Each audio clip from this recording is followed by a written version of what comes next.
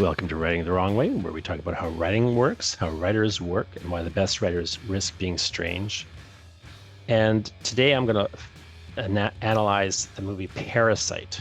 This is a brilliant film that kind of came out of nowhere, it seems. If you were paying attention to the careers of the director and others, you would not have seen it come out of nowhere. So, I was well aware of this crew, this team, as were many people who are hardcore, cinephiles, well before they became the subject of mainstream attention. And Parasite was no surprise to me how good this movie was. But if it was a surprise to you, if you were on the Parasite train and kind of found this team for the first time, that's a wonderful introduction to a lot of wonderful cinema that you might want to be kind of digging more into and further exploring. But even if you know nothing else and you haven't seen Parasite, this I think will be of extreme use for you. Parasite is a brilliant film in its writing. And it is a film that I think really marshals everything in one direction. Every aspect of that film really serves the ideas in the film. So I'm going to walk through how that is. I will destroy the movie Parasite for you. If you haven't seen it, I will tear it apart, limb from limb, and kind of show you all its pieces in a brief analysis.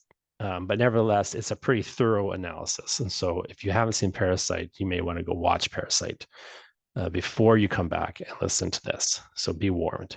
And also something else you should do right now before you come back and listen to this, just take a little moment, take a little pause, go to strangeinc.ca and sign up to join my newsletter where it's called Strange Inc. Because my company is Stranger Fiction. And so in that, I'll let you know what's going on with me, what's going on with the company, what we're putting out, in terms of comics, fiction, poetry, whatever.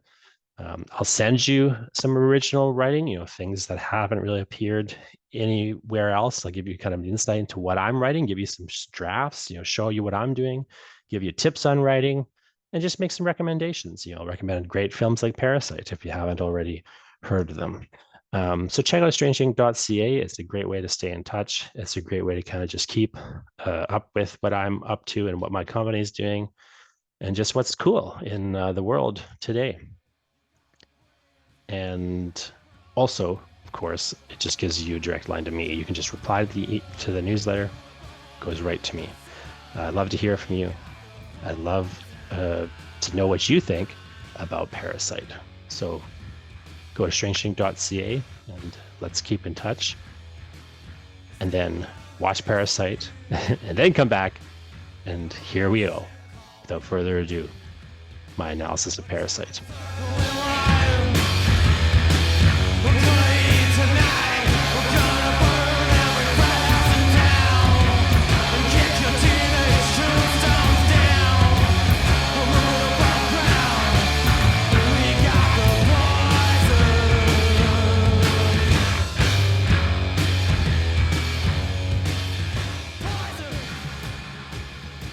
Parasite is a film that does an incredible job of a lot of things, but one aspect in particular that I think is notable with Parasite is the way that it has constructed every element of itself to serve the same idea.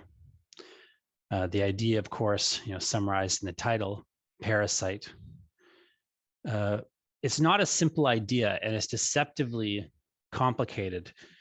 And yet it does all sort of come across in a very deep and complex manner because of how that film has been put together. Now, if you just look at the title closely for a second, it has a great quality that most great titles have, which is that on first glance, first when you read the title and then start watching the movie, it appears to be about one thing. It appears to have one meaning. But then when you've watched the movie and you have time to think about it, and maybe you're rewatching the movie, the title has a very different meaning. So I think great titles have that quality where they sort of mean one thing to you automatically. They tell you something about what this movie is. They set a tone.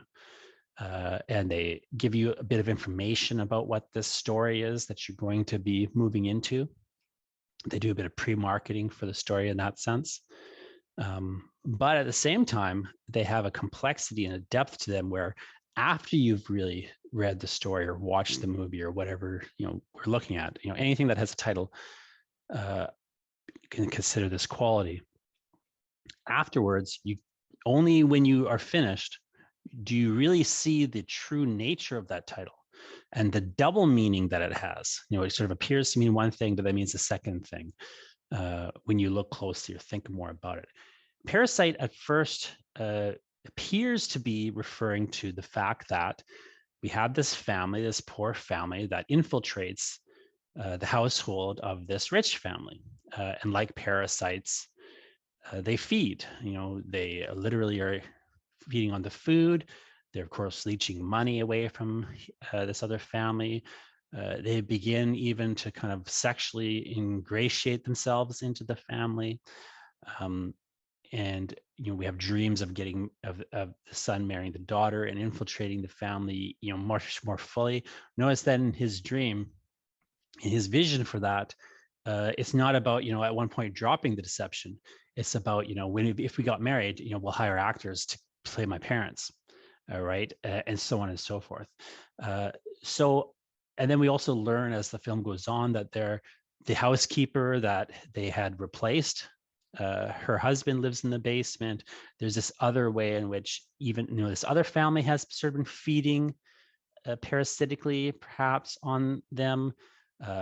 Min, the previous tutor, has again similar sexual designs on the daughter, and so on and so forth. So we have this idea that extends past this family, even that here is this host family and all these parasites. But look closely at that title. The title isn't parasites. It's not plural. The title is Parasite. There's one parasite according to that title. And if you think deeply about the film, very, very deeply, I think what becomes apparent, and this is also something that the director has talked about, the writer-director has talked about in interviews. If you look, if you look closely at that title, it's referring to one parasite, and that parasite, of course, is the head of that rich family, the rich father and company owner. Because if you flip things around a little bit, if you flip the perspective, really, you have that family and arguably, simply the father of the family as the parasite. Here is a man who is leeching the labor of this poorer family. They may feel like they're taking advantage of him, but arguably, he's very much taking advantage of them. Just as he's taken advantage of others before them. He's leached their labor away. That family can't even do the dishes without paying somebody. Similarly, look at the other instances where we see that man in connection to people who are not necessarily being paid to do something in the home. So there's his wife and his daughter who, there's a number of discussions in the film about his wife and whether or not he loves his wife. And I think that it is hard to say precisely, but by his own admission, he has something more like a thing you could call love for his life. You could call it that if you want, right? But really, you get this sense throughout that film that he's sort of just paying people to deliver to his wife the things that he himself doesn't want to deliver, like help in the household, as a simple example, parenting his children as another example, even to some degree affection for her. Arguably that kind of emotional support is being farmed out to a certain degree. We do see the father doing things directly, like participating in the birthday party, charades, participating in the camping trip, and so on. So it's not that he is completely disconnected from that household, but you do very much get the idea throughout the film that his wife is there to serve his needs in particular ways. If only his sexual needs, his just social need to have a wife and to have a daughter and a son who are getting into good colleges and so on and so forth. There's this level at which he seems to have farmed all this stuff off. And you might say, well, but what about the business sphere? Isn't this a man who is successful in business and really, he's producing this value in the world and others are leeching off of him? Well, let's look at the scene where we see him at the business. We see him in the office when,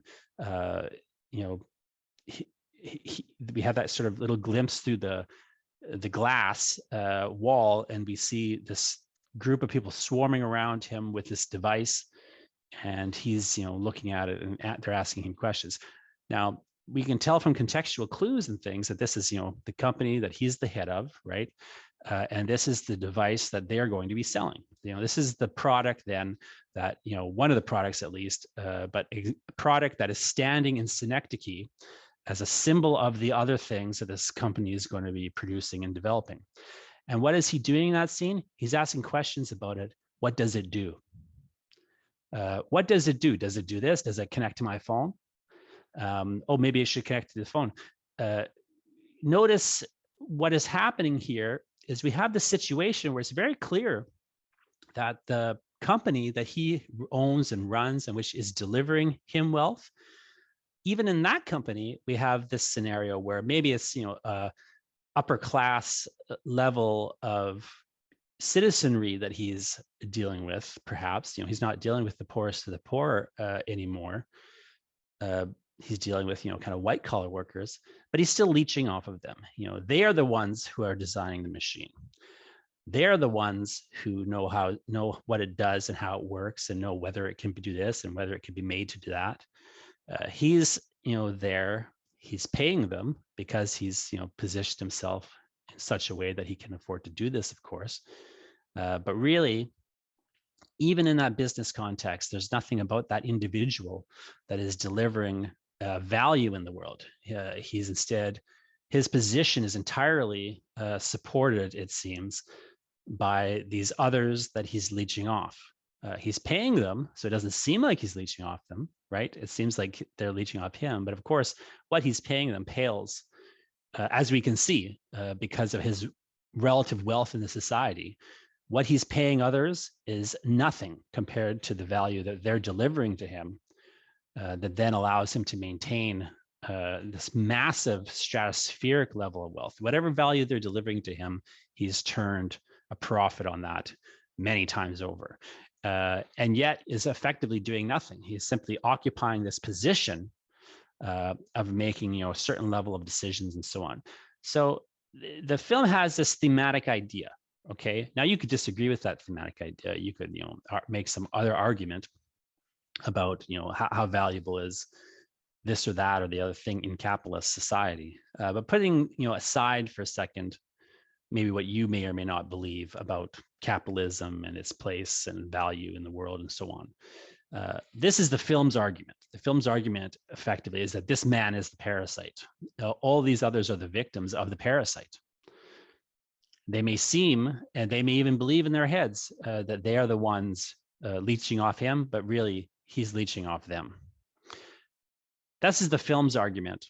And notice that the film is going to great lengths to show this division between individuals and to show how that family, that man and his family are parasitically leeching off these others. Even as it appears at first glance to be one, it flips to the other. Notice, for example, the sex scene that we see. In the sex scene where they're hiding on the table, and then we have the child in the yard, and then the kind of rich family figures having sex on the couch. Notice that the sexual fantasy that excites them is one of pretending to be poor. Their stereotypical version of poor, drug addicted, sex addicts, so on and so forth. dirty, drug addicted sex. This is that they imagine is the kind of sex that these poor people are having with one another in their cars and so on and so forth. Notice that even their sexual fantasies are being leached and parasitically pulling from the poor families that have labored for them. So, even their imagination in many respects is being pulled and leached and parasitically, taken. And I think, even get a sense of that where we have the father on the table, accidentally overhearing his, this basically this woman pretending to role play as his daughter that's being, sexually assaulted in the fantasy.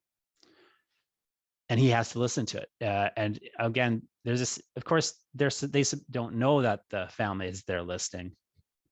But if they did, I think it's pretty clear that that would just increase their excitement. I mean, they would be horrified, of course, these people were in their home and so on. But it just in the framework of the sexual fantasy, all of it is drawing on power dynamics and the imbalance of power dynamics as producing a sexy, exciting quality. Notice all the other ways in the film where that operates. One of the simplest levels in the film is how it uses the mise-en-scène and how it structures things and scenes around the mise-en-scène. We have, for example, one simple example is the basement apartment. We open the semi-basement, right? This kind of level below the street where these people live. Very clearly, that seems connected to their social class, right? That's a symbolic representation that these are the underclass, these underclass figures that we're seeing.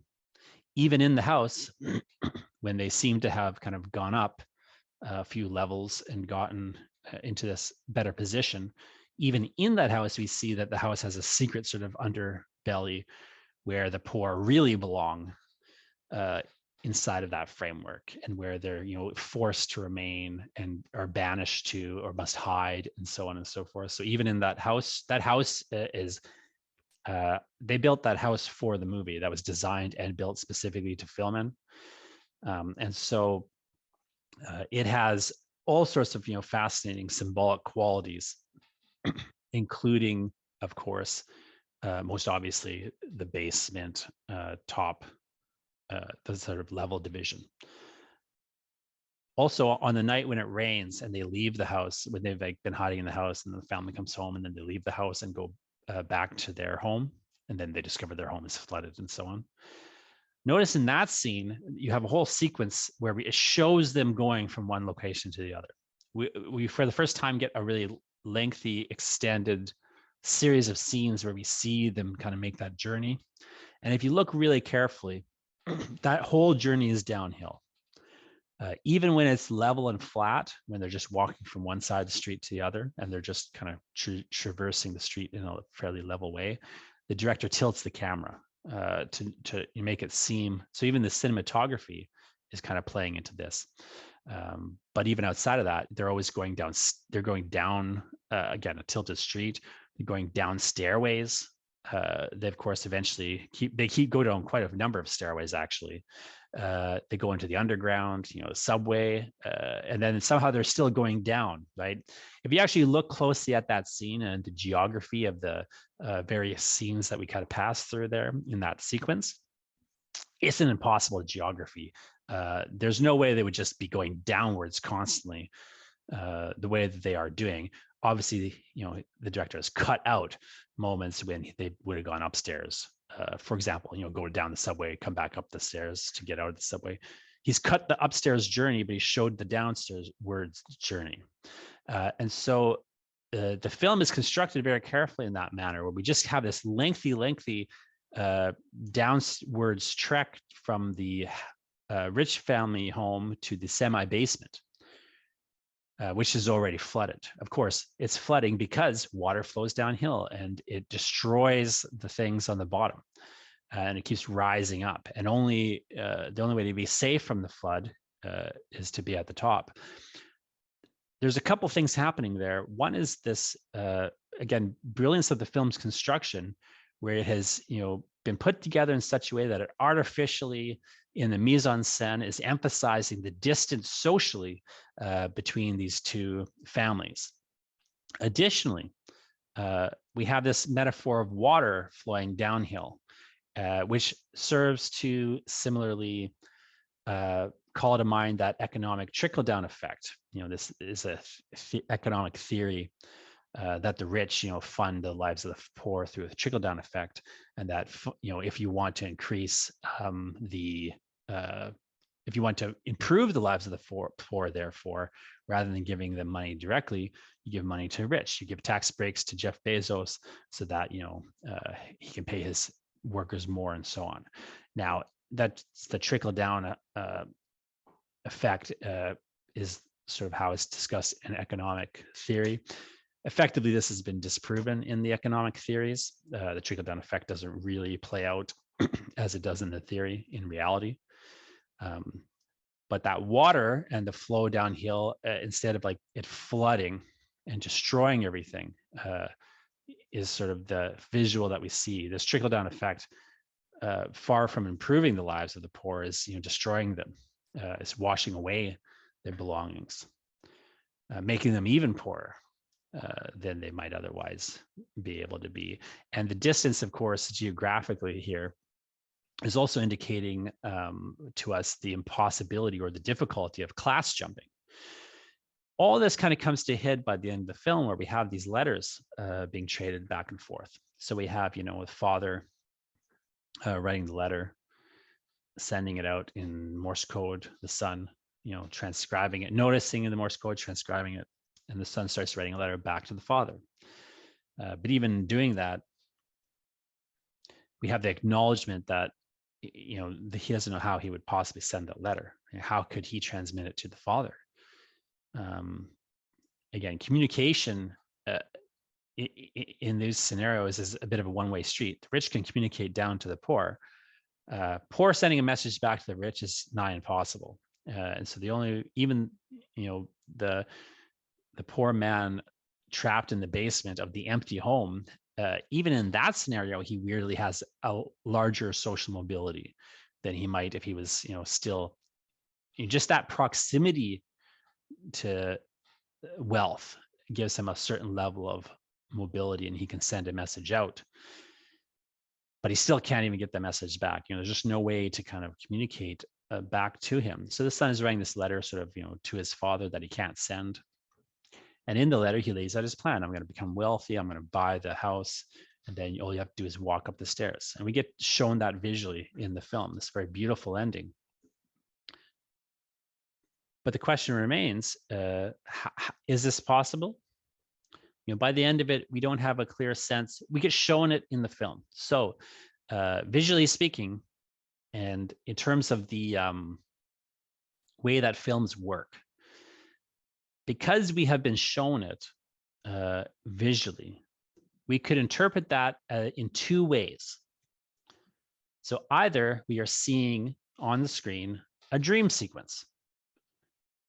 This is his daydream that he's recording the letter, and the director is illustrating the daydream with visuals. That's one way to look at it.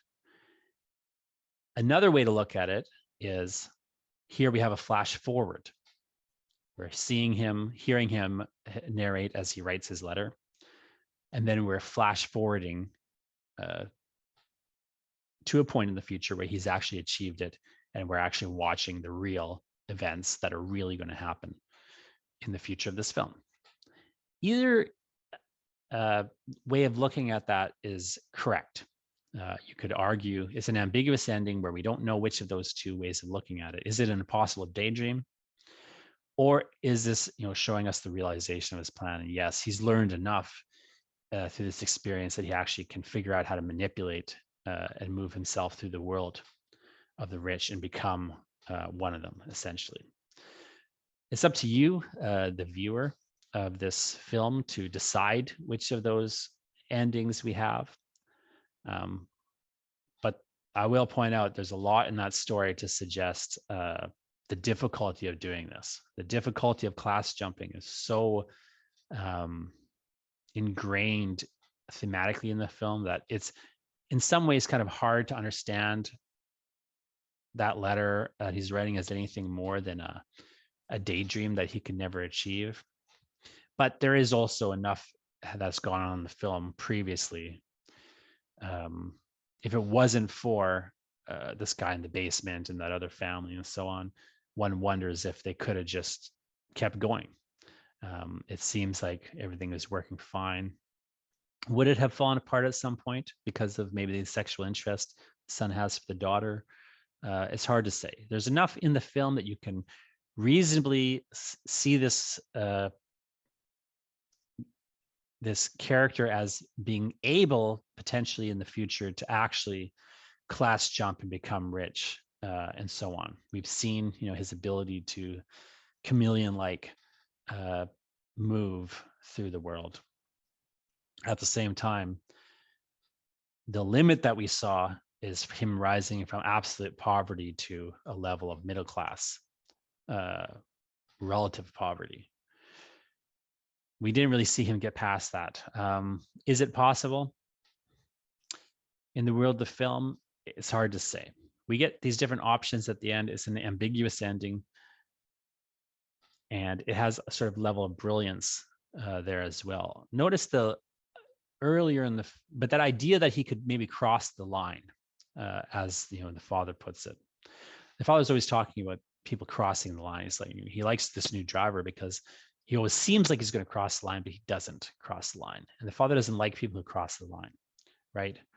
There's an invisible line that you can't cross. The father's on one side and you're on the other side. The labor he's exploiting, the people he's parasite feeding from, they're on the other side, and he doesn't want them crossing that line. He doesn't need more parasites to compete with. But of course, we eventually have a line crossing. Once the father of the poor family crosses the line, it's to stab this guy to death, right? So in that sense, we see a line crossing. It's of a different quality, but it effectively is the same kind of line crossing that would have to happen if the son was to move out of a position of being poor into a position of absolute wealth. He would have to similarly cross the line and replace one of these other parasites. There's an interesting ambiguity. There's a great way that the mise en scène is being used in this house and in the city in the film to illustrate these various class divides. We have a lot of really kind of brilliant little moments. Cell phones are used in this film in a way that is fundamentally, I think, better than I've ever seen them used in a film. They don't overwhelm or overpower the narrative, but they're very much present in a way that they might actually really be present. And often in movies, what you'll see is people either don't ever use cell phones mysteriously, or their cell phones just suddenly don't work, or they just never take a cell phone out when they would have, or if somehow the cell phone breaks, they have to throw it away, or it doesn't get reception here. Usually films will just eliminate, if they acknowledge cell phones at all, they'll eliminate them. And often you'll just watch movies that don't acknowledge cell phones. Like nobody has a cell phone for mysterious reasons. Whereas this film, or they're just, they have them, but they never use them. No one's ever looking at their cell phone. And you kind of wonder, is that realism? Parasite has a stunning level of realism in that respect. People use cell phones constantly. They use them in the ways that they might actually use them in real life. And they even are using them in a way that feeds the plot rather than detracting from the plot. And the plot, of course, also has a real tightness to it. It has a really clear set of lines of causality where one thing happens and then another thing happens as a result, and then another thing happens as a result, and so on. And tracking why things happen in the film is a brilliantly tightly constructed web, where at the same time, the film is keeping its emphasis scene to scene on characters, how characters are doing, how they're feeling, how they're relating to one another, what their attitude is, and so on.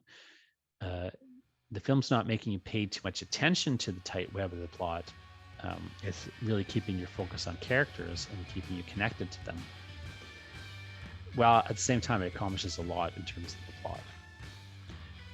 So a number of things to learn from Parasite. I think a film well worth watching and rewatching, and a film that has an interesting fundamental ambiguity and a depth that I think only really becomes apparent when you watch it again and again.